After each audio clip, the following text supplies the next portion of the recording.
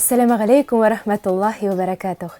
Хөрмәтле тамашачылар, Хызур ТВ телеканалында хәерле сәгатьтә тапшыру үз эшен башлый. Сезнең белән мин гадәттәгечә Резида Салахова. Бүген студиябездә кунакта Галиаскар Камал исемендәге Татар дәүләт академия театры артисты, Татарстанның халык артисты Илсия Төхвәтуллина. Ассаламу алейкум, Илсия апа. Ва алейкум ассалам, Резида. Бик шатбыз сезне күрүебезгә, бик зур рәхмәт. Әйдәгез, әбиегез турында сөйләшүдән башлыйк әле. Сез бик сокланып, бик тирән хөрмәт белән искә аласыз әбиегезне. 5 вакыт намазын да укып бара иде. Бер кешегә сиздермичә генә дин таләпләрен дә үти иде дип искә аласыз. Аеруча кайсы сыйфатлары сокландыра әбиегезне искә алыйк әле? Рәхмәт, Резида. Тагы бер кат әбиемне искә төшердегез. Безнең якта дәвани дип дәшәләр. Шуңа күрә мин дәвани дип сөйлим инде. Кылт кына әйтеп һәр вакыт дәванием искә төшә. Менә олыгая барган сайын мин ул бәлкем дәванием бик тыйнак, акыллы, зиһенле. Һәр вакытта да тапкыр сүзләре белән безне шаккатыра иде. Дәванием турында бик озак сөйләргә мөмкин. Чынлап та дәванием безне балачактан тәрбияләде дип әйтсәм, ул бәлкем тәрбиядә булмагандыр. Ул бит хәзер без әйтәбез, тырышык балаларын тәрбияләргә, психология өйрәнеп дибез. Китаплар укыйбыз. Безне кем шулай үстергән? Шулай бит инде. Без үзебез бишек җырын тыңлап үскән, шулай балалар менә шундый тәрбия алганбыздыр инде без. Һәм дәвани турында әйткәч, әлбәттә дәвани кояш белән бергә таң атәшләре белән килеп керә иде ул да. Әле йоклап ятасыз, бәхетегезне йоклыйсыз, көн итә алмассыз дип әйтә иде. Аның һәрбер әйткән сүзе китап төсле иде. Менә ни гадәттер, гадәт булмаган теркәп барырга әз генә сүзләрен. Бик кызганыч. Үзе менә каян алган шушындый гыйбарәләр, шушы мәкаләләрне каян гына туплап бетергән? Белмим менә шулай. Ул вакытта бит инде барыбер радио әлбәттә булган. Гәҗит журналлар ул вакытта ул хәтле укылмаган. Алар бит инде нинди укуеннан да гәҗит журналлар. Шулай бит дәванигә ул вакытта мин кичкенә чакта инде 80 яшьләр булсын. Шулай бит барысын да белә иде Резида. Барысын да белә иде. Каян белгән дип без бүген көндә дә апам белән һәр вакыт сөйләшәбез. Ул гомергә менә хәзер без диеталарга утырып маташабыз бит инде, үзебезчә нинди дә дөрес ашарга тырышабыз бит инде. Дәваним шул вакытта минем кишер салатын үзем генә уп ашаган. Помидорны ул бер вакытта да тузга марып ашамый, шикәр, канга файдалы дип. Менә шулар истә калган дәванинең. Кычыткан сулары белән, әрекмән сулары белән ул һәр вакытта да мунчада инде аның әзерләп куелган булырга. Әлбәттә алар инде гади генә мисаллар шикелле, әмма шул вакытта үзем ул бит үзен яратудан түгел. Ул ничектер шулай гадәтләнгән. Ул шуның белән безне дә шулай үстергән, тырышкан, шулай бит инде. Аның кайсы сыйфатлары сезгә күчкән? Гомумән сезне дәванигә охшаган дип әйтәләрме? Әйтәләр инде, әлбәттә, авылдагылар инде, әлбәттә. Шәһәр кешесе бит инде минем алай белми. Шулай бит, кешесе, туганнарым, әлбәттә инде. Мин инде әни ягына шаган, мин әниемә шаганмын, мәрхүм кәем алар инде. Урыннар җәннәттә булсын. Әниемә шаган, әнием ягына, әтием ягына да шаган дип уйлыйм, чөнки бар тартымнар. Инде дәваниемә килгәндә, тыйнаклыгы белән дәванием мине ул шуның белән миңа кадерле. Бүген көндә җитмәгән тыйнаклык, ялчанлык әз генә хатын-кызга, бигрәк тә хатын-кызга кирәк булган шушы сыйфатлар минем өчен бик кадерле. Менә бүгенге көндә чыннан да социаль рольләр хәтта алышынып бара, шулай бит ир белән хатын-кыз арасындагы. Менә сезгә карыйм да мин, сез нәзакәтле, тыйнаклы, ничек шул кадәр менә хатын-кыз булып калып була ул? Чөнки әйткәнемчә хәзер рольләр алмашынып бара. Белмим инде. Киңәш формасында бирегез әле миңа киңәшләр. Киңәшем дә юк төсле. Мин үзем шундый булып туганмын, шулай дәвам итәмен яшәвем. Мин аны өчен тырышлык куймыйм да, ясалмалык та түгел. Ул минем чын барлыгым, ул минем көн күрешем. Мин шулай үземне хис итәм һәм үземне шулай тоям. Мин инде уйлыйм, әлбәттә сез әйтәсез, хатын-кызлар һәр бүген көндә гаилә тормышын алсаң, беренчелекне хатын-кыз үз кулына ала башлады дип тә әйтергә мөмкин. Акча ягыннан да хатын-кыз бәлкем күбрәк эшли башлагандыр кайбер ирләргә карата. Әмма аңа да карамастан, хатын-кыз һәр вакытта да миңа калса хатын-кызлыгын югалтмасын иде.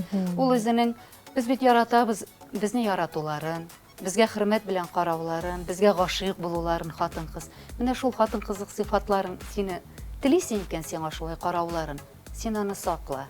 Һәм бу шулай Тырышлык булачак. таләп итә, шулай бит, бу хезмәт. Әйе. Шулай хезмәт бу. Бәлки хезмәттер дә. Әмма мин әйтәм бит, мин аның өчен нәрсәдер тырышып үземне шушылай тотыйм әле дигән миндә юк. Ул минем табигатым шундый. Тагын дәванигез турында сөйләшүне дәвам итсәк, ул сезгә һәр вакыт риваятләр, әкиятләр сөйләгән. Сез шул вакытта үзегезне нинди образда күз алдына китерә идегез? Беләсезме, дәваним, менә безнең өй йортыбыз авылда. Шулай урнашкан, капка төбенә чыгып утырсаң, безнең менә шушылай уң якта тау бите күренә, әйме? Бездә бит Зия елгасы ага матур итеп кенә шулай тау бите. Һәм анда безгә күренә Кыз тауы һәм Каравыл тауы. Алар менә шулай янәшә урнашкан. Без кичкенә чакта бәлкем миңа шулай тыелгандыр да, бүген көндә инде калкулыгы аның ул кадәр юк, ул тауларның. Әмма ул вакытта калкулыгы бар иде минем исемдә. Дәваним, мәрхүмкәем шулай капка төбенә безне бала-чагаларны җыеп, ул һәр вакытта да чыгып шуларны сөйли иде. Менә бусы Кыз тауы, анда патша кызы күмелгән дип. Ул тарих буенча чынлап та шулай. Аның янәшәсендә менә бу Каравыл тауы. Каравылчылар шуннан шушы Кыз тауын, кызның каберлеген, кыз патшасының каберлеген саклаганнар дип, каравыллаганнар. Һәм һәр вакытта да шул вакытта ут яна иде дип сөйли Дәвани. Һәр төн шунда ут яна иде дип.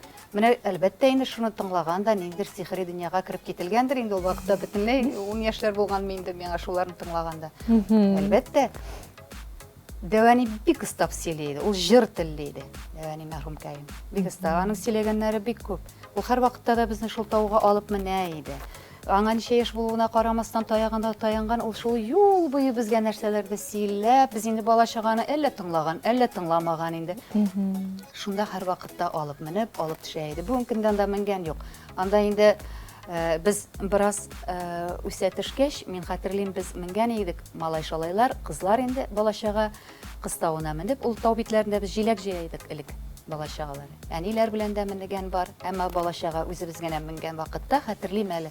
Ул шушы Кыз тауының аның менә шушындыйрак формада гына ишеге иде. Ул инде бераз басылган җир белән, шундый куе яшел төстә, нидер бакыр төсләр белән, инде авыр калынлыктагы ишек иде. Без аны хәтта куркып кына тартып та караган хәтерлим. Ачып караган. Ул әлбәттә ачылмый инде, ул җиргә сеңгән. Аннан соң күпмедер вакытлардан соң анда килеп казу эшләрдә алып бардылар. Анда чулпылар, беләзекләр, көмештән анда савыт сабаларда тапканнар инде. Шуңа күрә ул бераз инде басылды безне. Менә тарихы, Дәвани безгә шуларны сөйли иде бәгәркәем. Әйе. Илсия апа, сез бик яшьли югалту кичерсәгез дә, бала-чагыгызны бик ничек дип әйтим, җылылык белән искә аласыз, бәхетле булачак дип искә аласыз.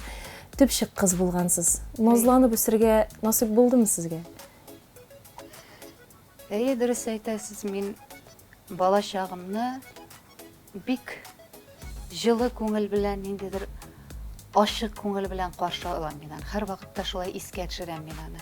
Ниндидер җәрәхәтләр белән түгел. Мин аны рәхәтләнеп, ул минем күңелемә рәхәтлек бирә. Яшьлегемне, бала-чагымны, авыл тормышымны. Без 4 бала үстек гаиләдә. Әйе, мин төпчек кыз, төпчек бала. Әлбәттә, кичкенәрәк вакытта абыйларым, апаларым алар мине назга, ниндидер нәрсәдер теләсәләр, минем аркылы эшләгәннәрдер. Бәлкем шул кибеттән берәр әтәч алып бирергә дип, миңа алып бирсәләр, аларга да эләккән дип. Менә алар мине һәр вакытта да сөеп назлап үстерделәр. Әмма бераз инде үсә төшкәч, безнең һәрберебезнең үз өлеше, үз гадәте бар иде. Без 4 бала, һәрберебезнең бүленеп куйган эшләр. Ул мәҗбүри эшләр түгел, ул күңелдән рәхәтләнеп эшли торган. Ярата идек без бакчада эшләргә дә, ярата идек. Мин кичкенәдән сер түгел 10 яшьтән мин сыер сава башладым. Мин шул кадәр ярата идем сыер савырга. Аның менә исен, безнең берничә төрле сыер булды. Кызыл төслесе менә шул кадәр мине ярата иде.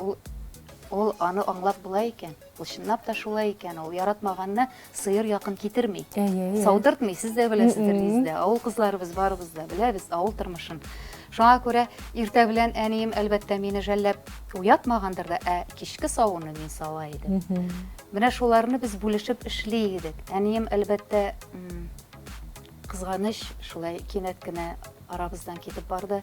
Әтием инде миңа 5 яшь булганда арабыздан китеп барды. Шуңа күрә кызганыч әлбәттә, әнием 36 яшендә тол калган. Безнең белән 4 бала белән. Бүген көндә мин аны күз алдыма китерә алмыйм. Аллам сакласын, күз алдына да китергә язсын, тыерга язмасын. башы хәсрәт бирмәсен Аллаһ Тәгалә. Әнием безгә җил дә истермичә безне шулай үстерде. Без назда үстек, без тәртиптә үстек. Шуңа күрә мин горурланамын. Безгә тәртип ягыннан нигезебез шунда салынган. Сез Аллага шөкер дисез, шөкранә кылып яшисез. Ул сезнең тормышыгызның аерылгысыз бер өлешеме? Шөкер ана кылу ул бит әле шулай ук аны бөтен кеше дә башкара алмый. Аңа еллар үткәч кенә киләме кеше, өйрәнеп буламы аңа?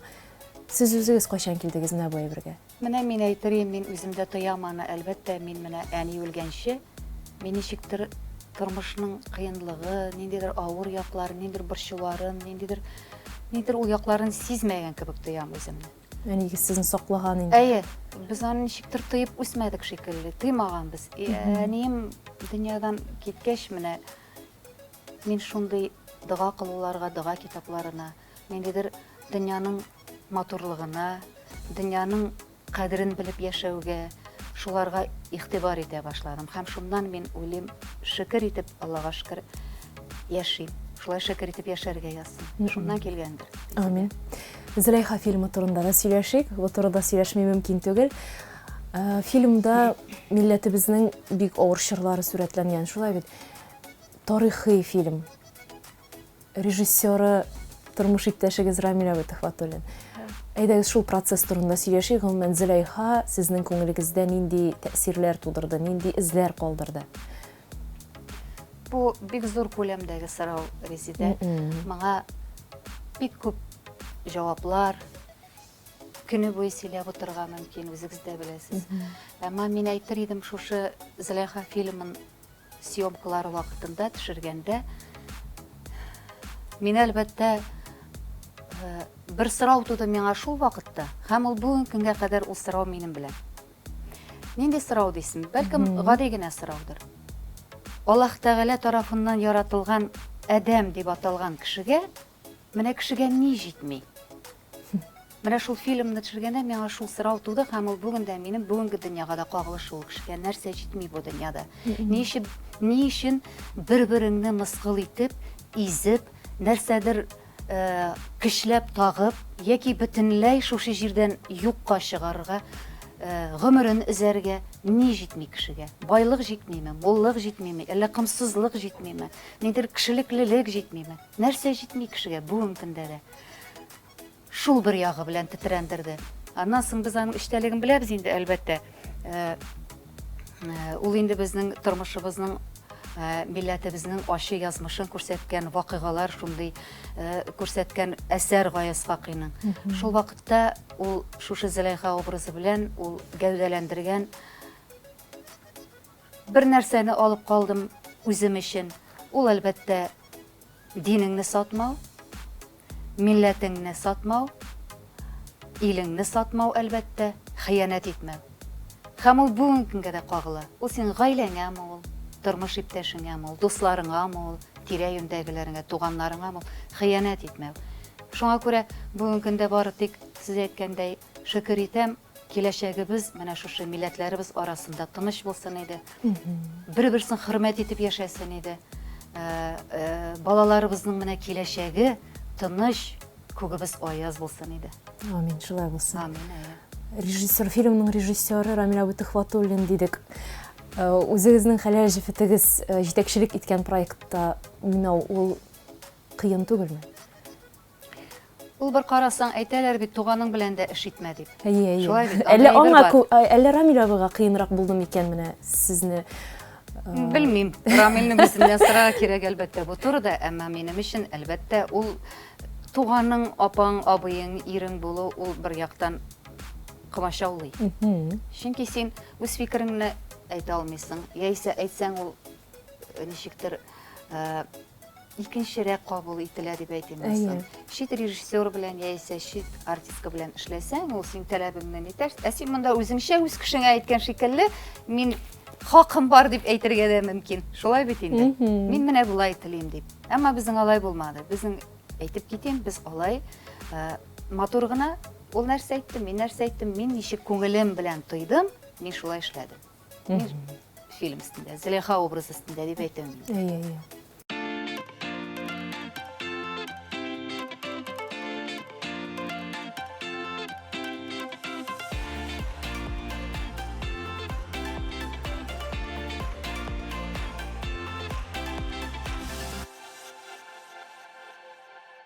Кызларыгызга карап, сез Бәхетле әни икәнемне аңлыйм.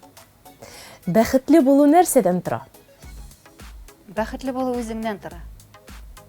Аллаһ Тәгаләгә рәхмәтле булмау сезнең өчен нәрсәне аңлата? Имансызлык, мәгънәсезлек.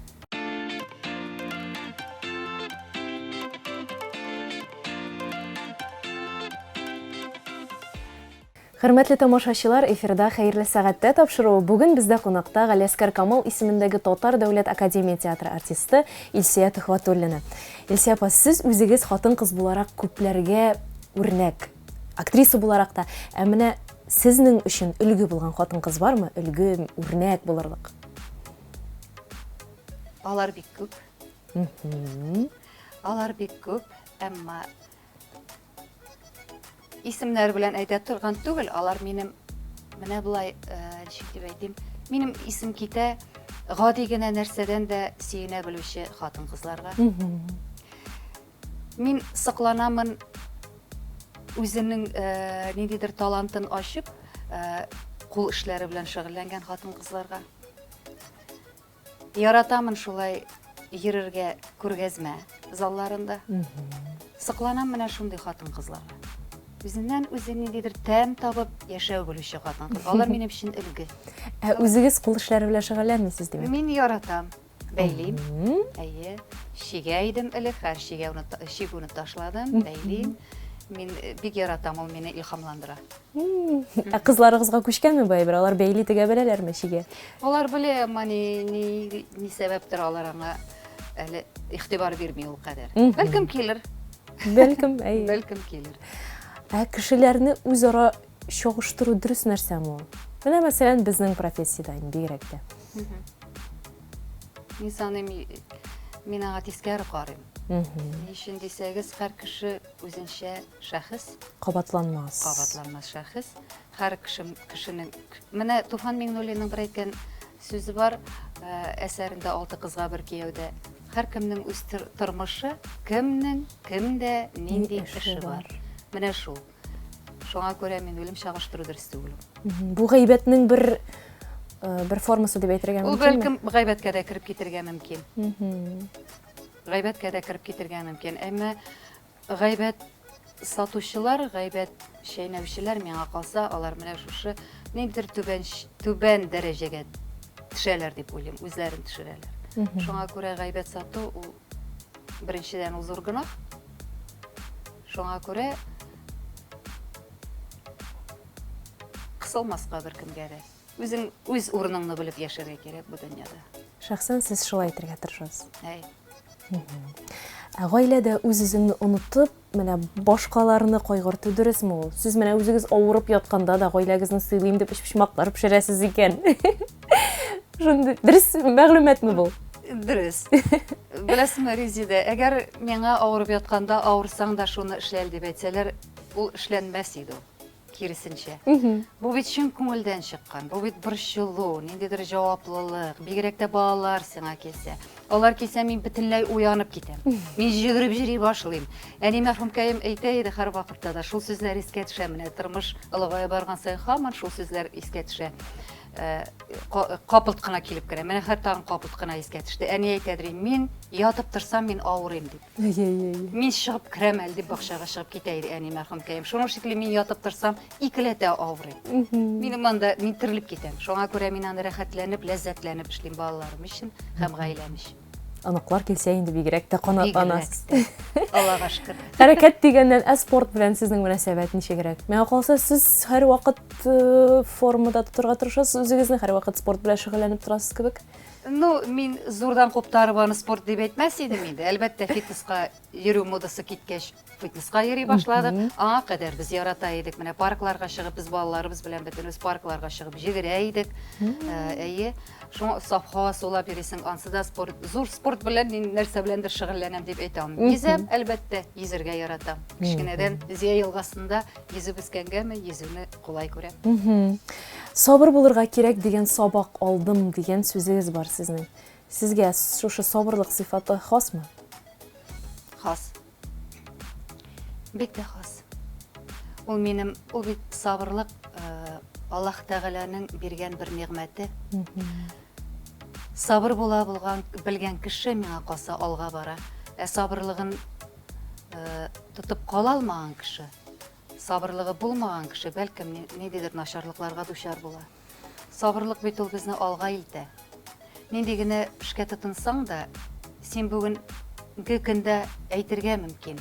Юк, мин моны эшли алмыйм, хәлемнән килми дип төшенкелеккә бирелергә мөмкин. Әмма сабырлык белән син шуны әкрен барган, ерак барган диләр безнең шулай бит инде халык телендә. Сабыр кеше мурадына ирешкән дип әйтәләр. Шуңа күрә сабырлык кирәк ул.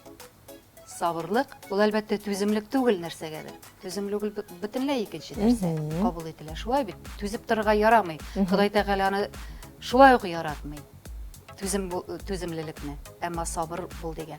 Сабыр булып, әкрен генә бар дигән. Морадыңа ерак барган. Шулай бит. Юл куя белү ул җиңүме әллә җиңелүме?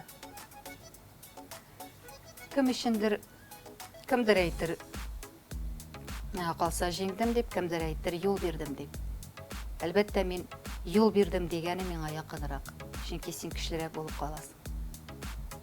Һәрбер очракта да төрле низаклар вакытында әгәр дә кеше үз ачуын басып, сабырлык белән елмаеп кына дәшсә, ул җиңгән дип саныйм мин. Ул күпкә көчлерәк. Чөнки кемдә кычкыра алаймы? Менә сабырлык белән әйтми калсаң, ул үтерә инде. Дөресен әйтик. Шулай. Үтереп сала, җыгып сала. Шулай, рәхмәт Люсия апа. Әйтегез, без җәннәт турында сөйләшик. Сәхифә безгә күчик әле.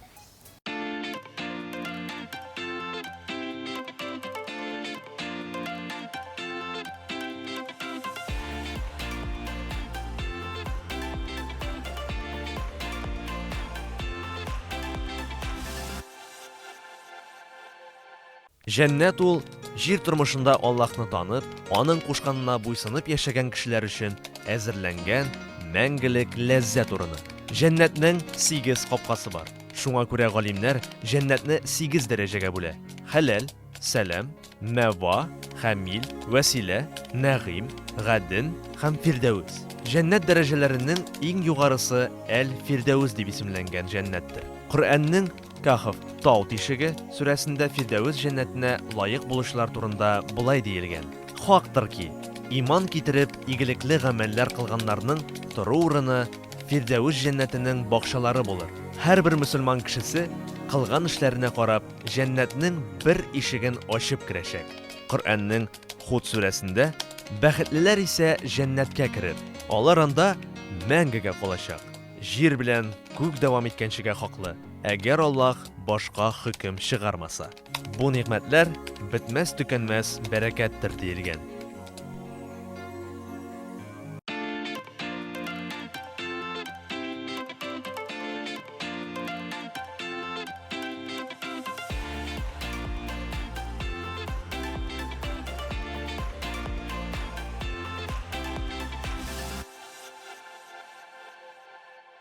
Хөрмәтле тамашачылар, сез хәерле сәгатьтә тапшыруын карыйсыз. Бүген студиябызда кунакта Татарстанның халык артисты Илсия Төхвәтуллина.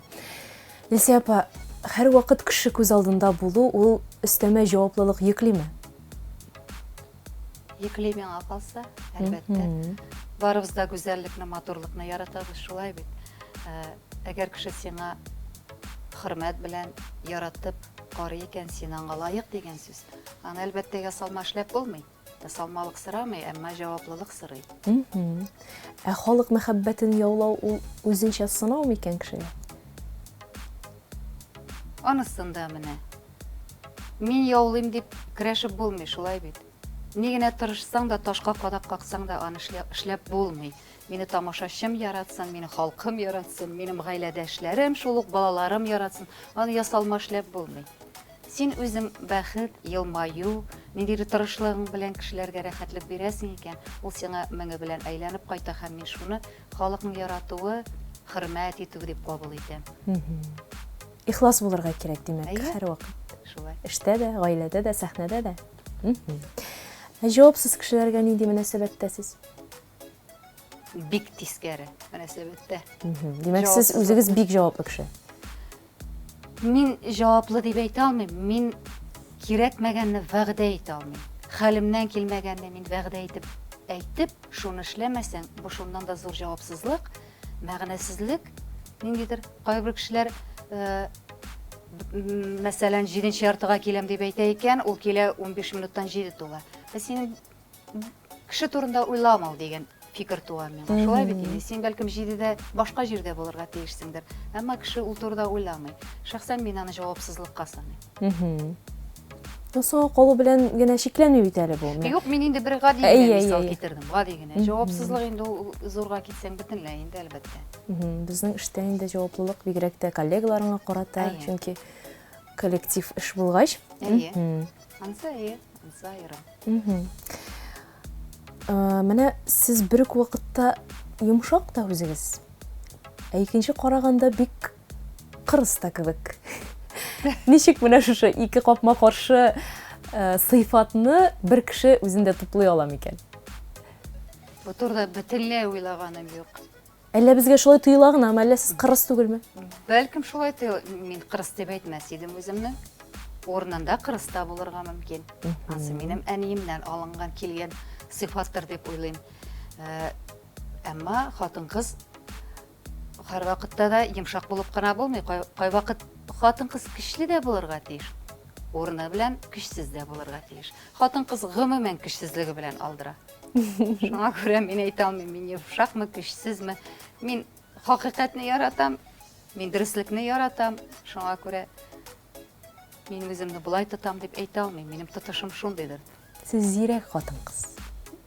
Менә бөтен сире дә шундадыр аны, күрәсең. Мактанып китик инде дә. Үзеңне мактап утырган кебек була инде. Юк, моны сез әйтмәдегез, мин әйттем. Рәхмәт.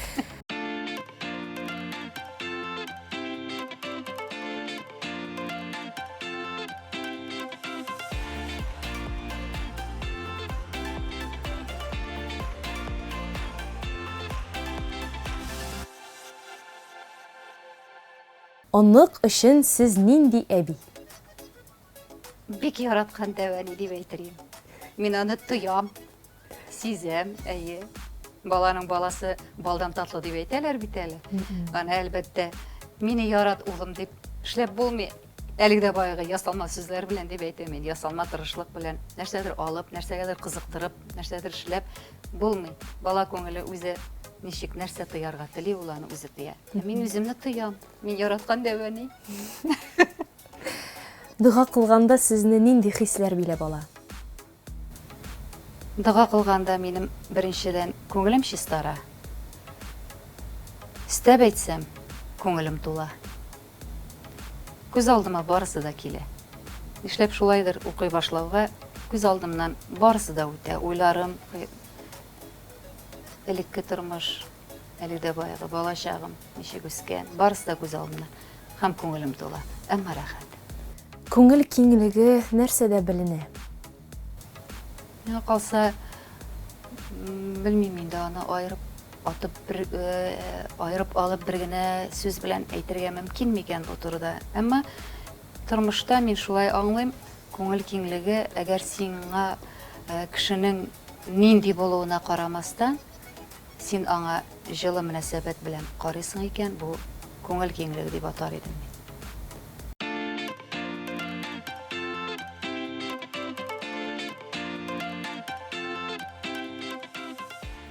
Хөрмәтле тамашачылар, хәерле сәгатьтә тапшыруында кунакта Татарстанның халык артисты Илсия Төхвәтуллина.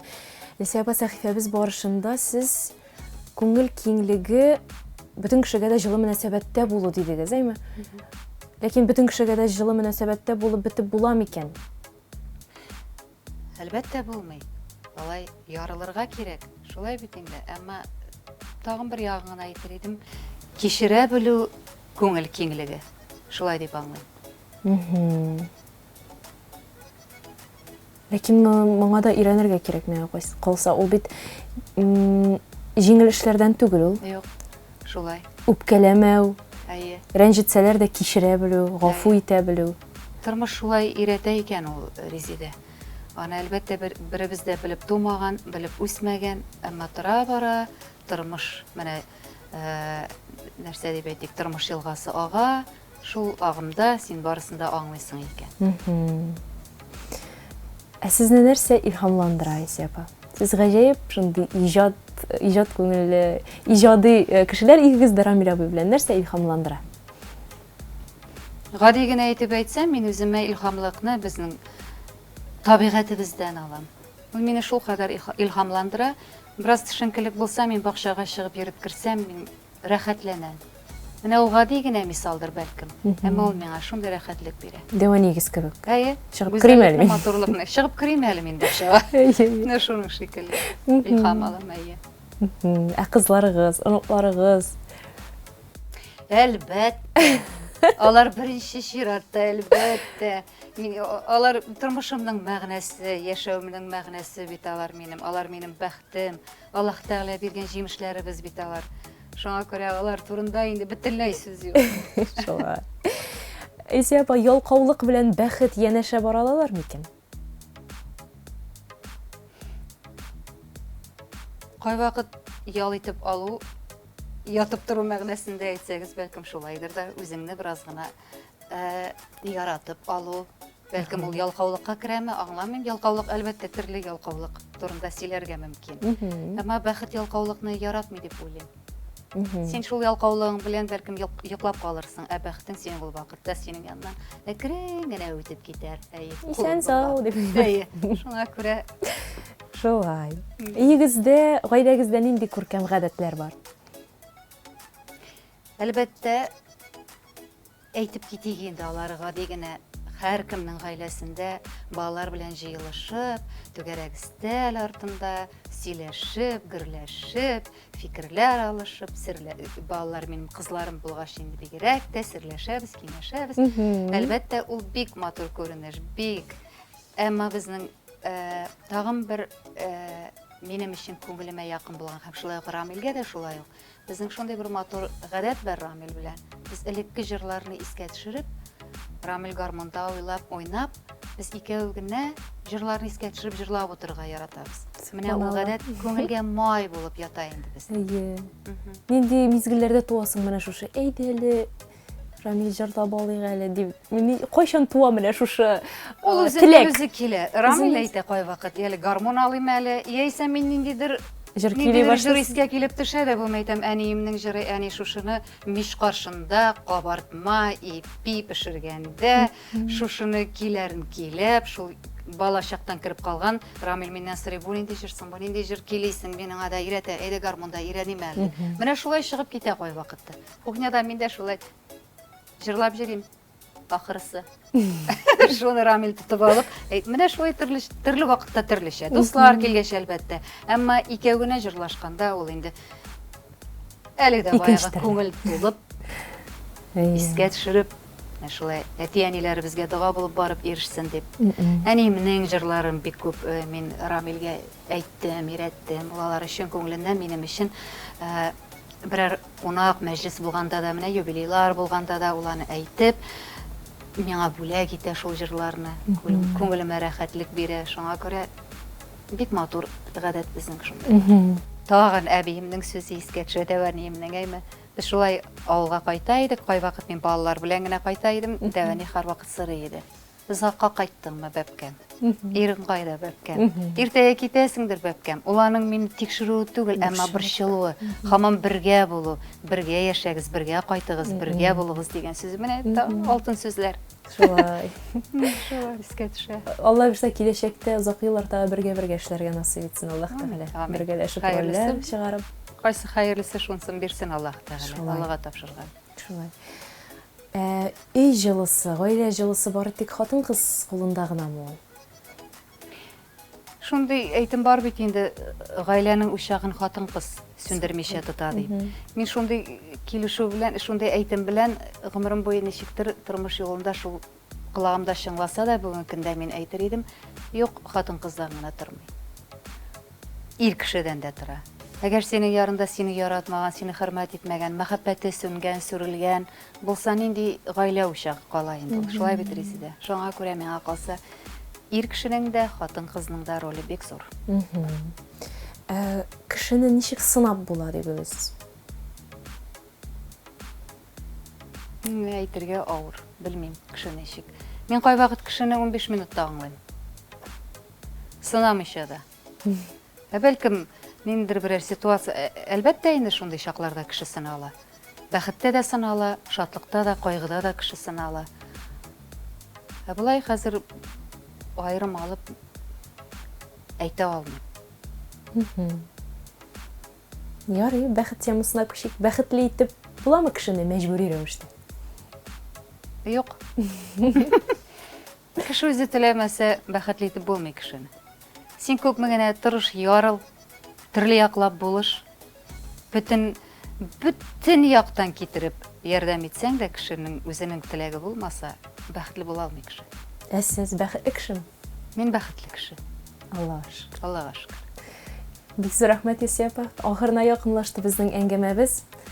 Алла бирсә, сезне тагын театрда, театр сәхнәсендә күрергә язсын. Яңадан яңа образлар тудырырга насыйп итсен Аллаһ Тәгалә. Шулай очрашып торыйк, аралашып, иҗат итеп яшик. Амин, рәхмәт Риз. Рәхмәт. Хозур ТВ телеканалын караучы тамашачыларыбызга әгәр дә сезнең теләкләрегез булса, рәхим итегез. Бу каналны күреп мин сөендем. Бик матур, җылы каршы алдыгыз, рәхмәт кызлар барыгызга да. Сезгә уңышлар телим, озын гомерләр телим сезнең тапшыруыгызга. Бик зур рәхмәт. Рәхмәт акыллы фикерләрегез өчен, киңәшләрегез өчен, энергетикагыз өчен бик зур рәхмәт. Шулай сездән әле безгә өйрәнәсе Алла бирсә. Рәхмәт сезгә. Рәхмәт Ризидә, рәхмәт. Хөрмәтле тамашачылар, сезгә дә игътибарыгыз өчен бик зур рәхмәт. Сез дә безнең белән бергә матурлык, иҗат дөньясына, нәзакәтлелек дөньясына чумгансыздыр дип өметләнеп, сезнең белән саубуллашабыз. Киләсе очрашуларга кадәр.